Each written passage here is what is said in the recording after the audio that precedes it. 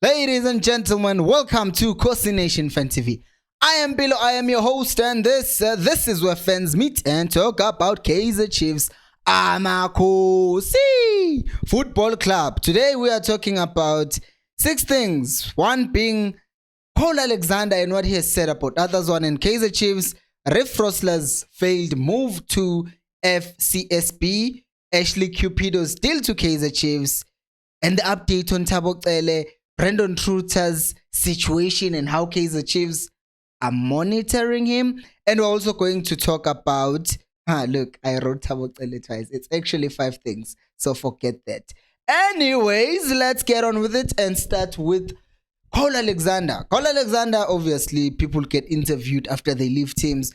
And he has said something interesting. Well, it depends on which side you're looking from. He said that when coaches don't have a plan for a player, they usually tell the player, I don't have a plan for you. But he has gone out on record and said, correct yourself, Zwane didn't fancy me. He says Zwane didn't fancy him. Now, I am this guy who's been accused of defending Uzwane, so I'm going to try by all means to be neutral in this situation. Okay. So let's say I agree with him. Zwane didn't fence Ukol. Okay, Zwane didn't fence Ukol. What was the reason?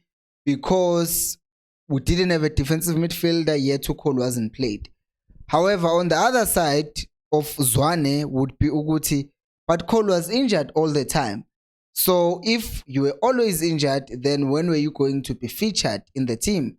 Right? So with those two things, I look at it and say, okay. Also, I remember when Paul Alexander was played, I said, I wasn't here, I was still in Indonesia, and I was like, yo, Ukol looked like he struggled in the game.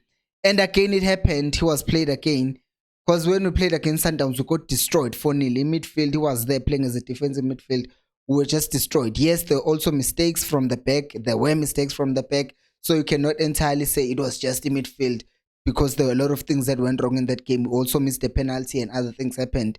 So if you say Zwane judged him based on the performance of that game, then you'd say Zwane was wrong. But you also look at the other game that he played, which he didn't look like was fit at all, which someone will say the counter argument to that would be the fact that Bella Valley, you're not going to be fit all of a sudden if you're not given enough time to play. Because as we know, just being fit and ready to play is different from being match fit. So if you're not given enough chances, you're actually not going to be match fit. So in a way, I'm trying to bring up the points for either side, for Zwane and for also Paul Alexander. Where I stand right now after reasoning, I'm just like, I can see where he's coming from. But at the same time, I can say, Zwane, I can see where he was coming from with all the situation. So I'll choose to be in the middle of the situation. But guys, now what do you think about Paul Alexander saying Zwane didn't fancy him? Let me know in my comments. And then let's go to Indaba Riff Rosler. Indaba Riff Rosler So FCSB, the team that Siyabonga Ngezana ended up signing for, apparently they also wanted to sign Riff Rosler. You know, the move ended up not materializing. And this is what Rosler says. The decision was made by all parties involved. I smell a rat, ne? I'm that person, I don't take things that players or managers or whoever say at face value, because I don't think they say everything to us, which as a business also makes sense, right? So that is why there's this YouTube channel, there's this guy who was born to look and dissect these things that they say, because it doesn't say I wasn't ready to go abroad, or because one of the things it does say to have seen a lot of players going abroad and struggling.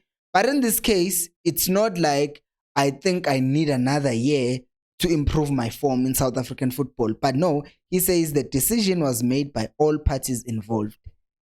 Angazi noma ngihlushwa ukuthi bengishumayela too much, so I pay attention to the written things or the said things osiyami, because when you listen, uzwa izinto, mawusuzwa izinto bese uyahlaziya bese uyabona baba kodwa ke ngila ngisekutheni, is it possible ukuthi i-FCSB offered money the Chiefs were not happy with, and they were like, no, we're not gonna sell you if they offer you for this amount of money.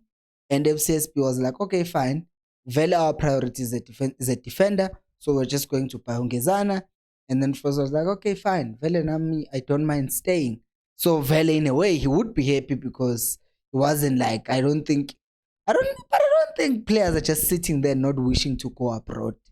You get me? But if he's saying the decision was made by all parties involved, I'm not going to throw out accusations and say it's Chiefs. See, Chiefs stopped Frosler from going abroad. But I will say, there is that possibility, maybe the money that was agreed upon wasn't good enough for Frosler. Or maybe not it wasn't good enough. Well, if it wasn't good enough, that means Chiefs weren't satisfied with the value.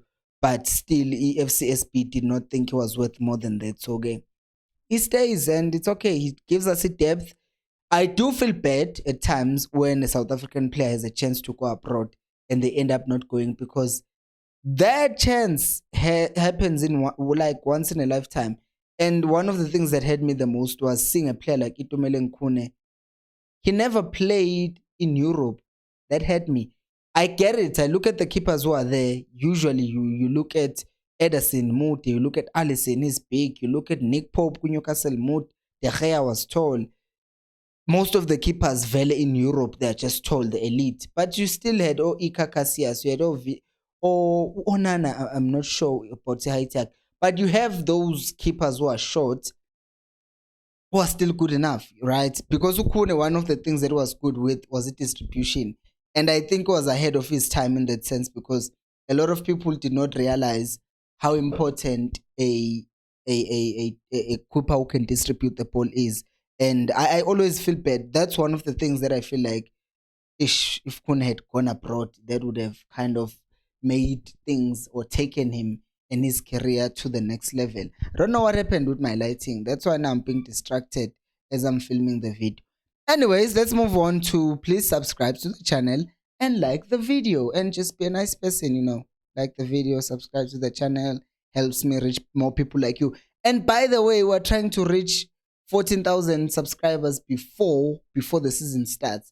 And right now, I'm trying to check. This thing is taking too long to load.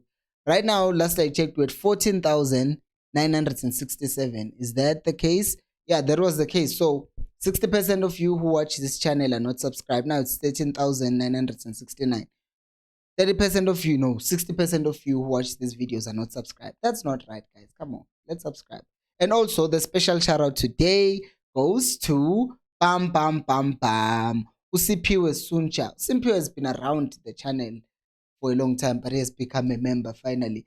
Ngiyabona ama-comments and ngiyafunda amanye ngiwanikeza ama-heart because asuke maningi kakhulu and sometimes it's busy, it's hectic, but I try by all means to read, like, or respond to others. So that's what I try to do by all means necessary. So you can also become a member. Just click on the link on the description and also become a member. It's only 20 rands per month and you help this channel grow as well. Anyways, let's move on to another thing, which is Ashley Cupido. Now, this was reported by Laduma, and when things are said by Laduma, boy, you listen to it and don't take it too hard, because if you're going to take the things that Soka Laduma says to heart and believe everything they say, you'll be in trouble. I'm making this disclaimer because I want to be clear, Guti. I report, or I not report. I am not a reporter. I discuss or comment on the news that I see. I'm not necessarily a journalist before people call me a reliable journalist. But Ashley Cupido is once again linked with the Kaizer Chiefs. Who's Ashley Cupido? People will ask. So he is a striker who's only 21 who helped the Cape Town Spurs get promoted back into the PSL because they were Ajax Cape Town before. And Chiefs were linked with him for a very long time and it didn't happen. Like early April, May, June, yeah, from March, April, May, June. No, not June, there was nothing. But Lapo, early March, April, now May, there were talks about Cupid.